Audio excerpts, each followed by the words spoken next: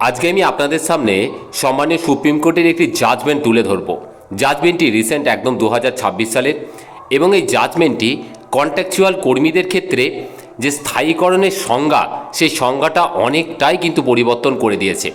দেখুন মামলাটির ঠিক সূত্রপাত কোথায়, কীভাবে মামলাটি আগিয়েছে, মামলার সাথে 2006-এর একটি পুরনো মামলা তার কি কানেকশন আছে এবং সারা দেশ জুড়ে এর যে একটা ব্যাপক প্রভাব পড়তে চলেছে সেটাও কিন্তু আমি আপনাদের সামনে তুলে ধরার চেষ্টা করব।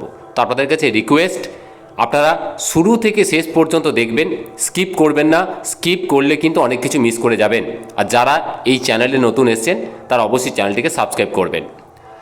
দেখুন, ঘটনার সূত্রপাত হচ্ছে Madan Singh versus the state of হরিয়ানার একটা মামলা। এই মামলাটা কি না, এই মামলাটা ভারতের প্রশাসনিক আইন ও সংবিধানের অনুচ্ছেদ যে 14 এবং 16, মানে চাকরির ক্ষেত্রে যে সমতা, তার একটা কিন্তু মাইল ফলক হিসাবে কিন্তু এটা কাজে দেবে। কী রকম মামলাটা? দেখুন, মামলাটা বুঝতে গেলে আমাকে পুরনো প্রেক্ষাপটটা কিন্তু জানতে হবে। দেখুন, পুরনো প্রেক্ষাপট হচ্ছে হরিয়ানা সরকার 2014 সালের অক্টোবর মাসে ঠিক বিধানসভা ভোটের আগে পরপর 3টি বিজ্ঞপ্তি কিন্তু জারি করে এবং যে বিজ্ঞপ্তির মাধ্যমে তারা বলে যে হরিয়ানা সরকারের বিভিন্ন দপ্তরে কর্মরত গ্রুপ বি, সি এবং ডি এ যে সমস্ত হাজার হাজার অস্থায়ী কর্মী আছেন, যারা চুক্তিভিত্তিক এবং দৈনিক মজুরি ভিত্তিতে কাজ করে থাকেন, তো তাদের স্থায়ীকরণের সিদ্ধান্ত নিয়েছে সেই সরকার। তো তারপরে কি হয় না, দুটি বিজ্ঞপ্তি, যার প্রথমটি 16 এবং দ্বিতীয়টি 18 জুন 2014 কিন্তু প্রকাশিত হয়। এবং 16 এবং 18 জুন 2014 এই যে বিজ্ঞপ্তি, আগের কিছু অসম্পূর্ণ স্থায়ীকরণ প্রক্রিয়া যেটা ছিল সেটাকে শেষ করার কথা বলা হয়েছিল। এবং তারপরে আর একটা বিজ্ঞপ্তি জারি করা হয় যেটা 7 জুলাই 2014, এবং এই বিজ্ঞপ্তিটাই কিন্তু ছিল সবথেকে বিতর্কিত। এইখানেই কিন্তু ঝামেলা সূত্রপাতটা হয়। কি রকম না, এখানে কিন্তু ঘোষণা করা হয়, মানে 7 জুলাই 2014 যে বিজ্ঞপ্তি, সেখানে কিন্তু ঘোষণা করা হয় যে যারা কোনো বিজ্ঞাপন বা ইন্টারভিউ ছাড়াই নিয়োগ পেয়েছিলেন তাদেরকেও নাকি একটি নির্দিষ্ট সময় পর স্থায়ী করা হবে। এই জায়গাটায় কিন্তু দ্বন্দ্বটা তৈরি হয় এবং সামগ্রিক একটা অস্থিরতা কিন্তু দেখা দেয়। তো তারপরে কি হয় না, তারপরে এই সরকারি সিদ্ধান্তকে চ্যালেঞ্জ করে বেশ কয়েকজন যোগ্য প্রার্থী প্রথমে পাঞ্জাব ও হরিয়ানা হাইকোর্টে তারা আবেদন করেন এবং তাদের যে মূল অভিযোগগুলো ছিল সেগুলো হচ্ছে ব্যাকডোর এন্ট্রি। মানে ওনাদের বক্তব্য ছিল যে কোনো স্বচ্ছ নিয়োগ প্রক্রিয়া, যেমন ধরুন খবরের কাগজে কোনো বিজ্ঞাপন, মেধার ভিত্তিতে কোনো পরীক্ষা ছাড়াই কেবলমাত্র চেনাশোনার ভিত্তিতে অস্থায়ীভাবে কাজ করা শুরু করেছেন ওই ব্যক্তিরা, এবং যাদেরকে পরবর্তী সময়ে স্থায়ী করার চিন্তাভাবনা করা হচ্ছে। এরই পাশাপাশি তারা আরও অভিযোগ আনেন, যোগ্য প্রার্থীদের এক্ষেত্রে অবশ্যই বঞ্চিত করা হচ্ছে। এবং আরেকটা সব থেকে ভাইটাল যে মামলা, যেটাকে তারা রেফারেন্স হিসেবে ব্যবহার করেন, সেটা হচ্ছে উমাদেবী মামলা। উমাদেবী মামলা 2006-এর একটা মাইল ফলক হিসাবে কিন্তু কাজ করে, যেটা আমি পরে দেখাচ্ছি যে এই মামলাটা কী ছিল। তো সেক্ষেত্রে কিন্তু বলা হয় যে উমাদেবী 2006 সংক্রান্ত যে মামলা, সম্মানীয় সুপ্রিম কোর্টের যে অর্ডার, তো সেইটাকে কিন্তু স্পষ্টতই এখানে কিন্তু লঙ্ঘন করা হচ্ছে। এবং তার জন্য হরিয়ানা সরকারের জারি করা এই যে 3টি বিজ্ঞপ্তি, যেগুলি একটা কন্ট্রাকচুয়াল কর্মীকে স্থায়ীকরণের জন্য অর্ডার বা নির্দেশিকা জারি করা হয়েছিল, সেগুলি সবই অবৈধ বলে ঘোষণা করা হোক বলে তারা দাবি করে। তারপর কি হয়, তারপর 2018 সালে কিন্তু একটা ফাইনাল জাজমেন্ট আসে। 2018 সালে পাঞ্জাব ও হরিয়ানা হাইকোর্ট সরকারের 2014 সালের 3টি বিজ্ঞপ্তি কিন্তু সম্পূর্ণ বাতিল বলে ঘোষণা করে দেয়। এবং এরই পাশাপাশি আদালত জানায় যে এই ধরনের নিয়োগ কিন্তু সম্পূর্ণরূপে অসাংবিধানিক এবং এটি কিন্তু একদম মেধার অবমাননা। এর ফলে কয়েক হাজার কর্মী কিন্তু চাকরি অনিশ্চিত হয়ে পড়ে। দেখুন, তারপরে কি হয়, 3টি বিজ্ঞপ্তি বাতিল হয়। প্রচুর যারা কর্মরত ছিলেন কন্ট্রাকচুয়াল কর্মী, তাদের চাকরি একদম অনিশ্চিত হয়ে পড়ে, তাদের জীবনযাপন বা জীবিকা নির্বাহ করা কিন্তু অনিশ্চিত হয়ে পড়ে। তারপরে এই রায়কে চ্যালেঞ্জ করে হরিয়ানা সরকার এবং ভুক্তভোগী কর্মী যারা আছেন, এই যাদের মধ্যে এই মদন সিং ছিলেন অন্যতম, ওনারা কিন্তু মুভ করেন এবার সুপ্রিম কোর্টের দিকে।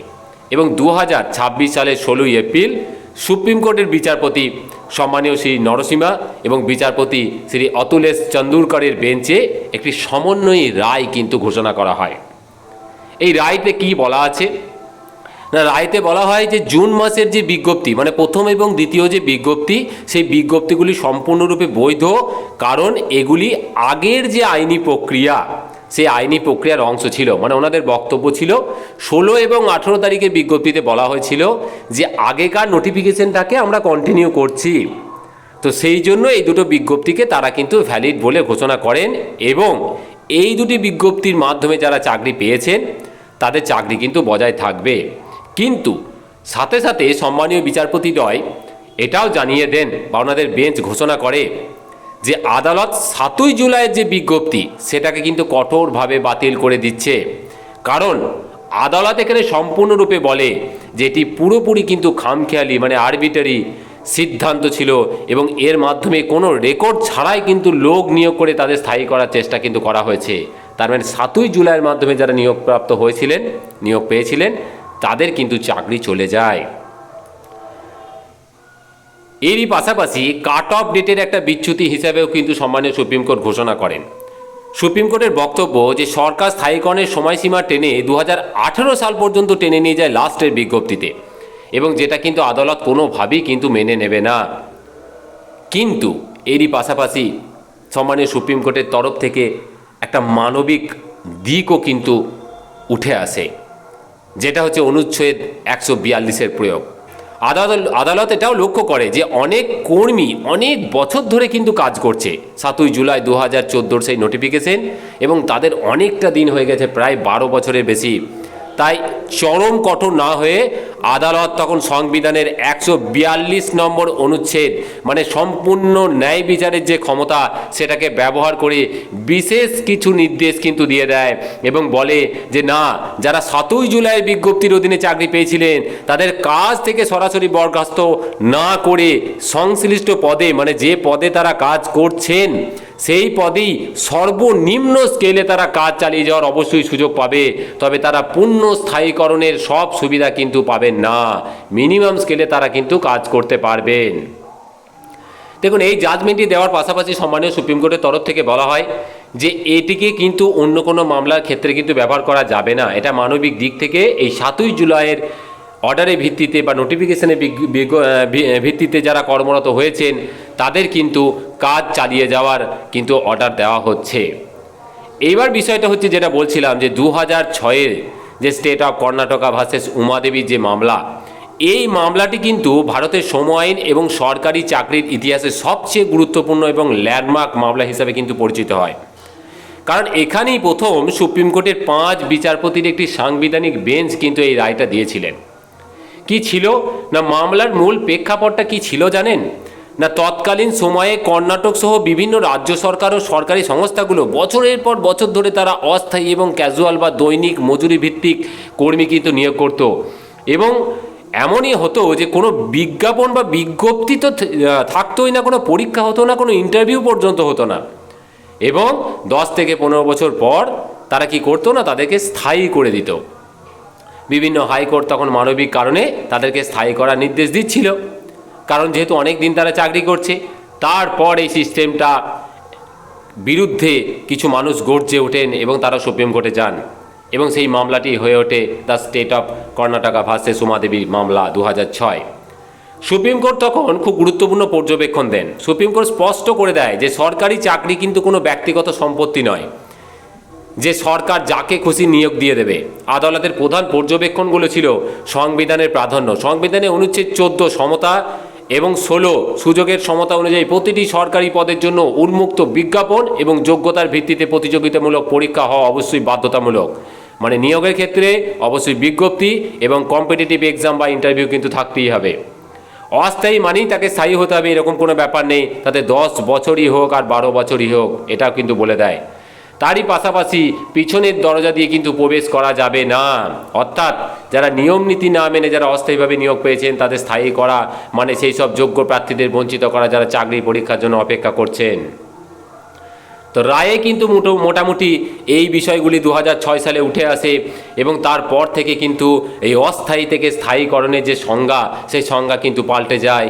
আপনি অস্থায়ী হিসাবে নিয়োগ করবেন আর তারপরে 10 বছর 12 বছর পেরিয়ে যাওয়ার পর কোনো রকম বিজ্ঞাপন নেই, কোনো রকম পরীক্ষা নেই, কোনো রকম ইন্টারভিউ নেই, তাদেরকে হঠাৎ করে আপনি কখনোই স্থায়ী করতে পারেন না।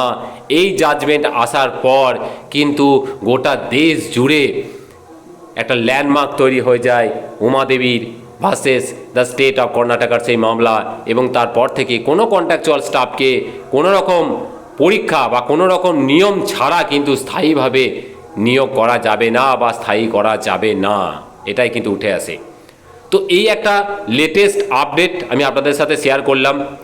এটা যদি ভালো লাগে অবশ্যই বেশি বেশি করে শেয়ার করবেন, কারণ এটা একটা যুগান্তকারী জাজমেন্ট প্রত্যেক চাকরি প্রার্থী থেকে শুরু করে বেকার যুবক যুবতীদের জন্য। খুব ভালো থাকবেন, ধন্যবাদ।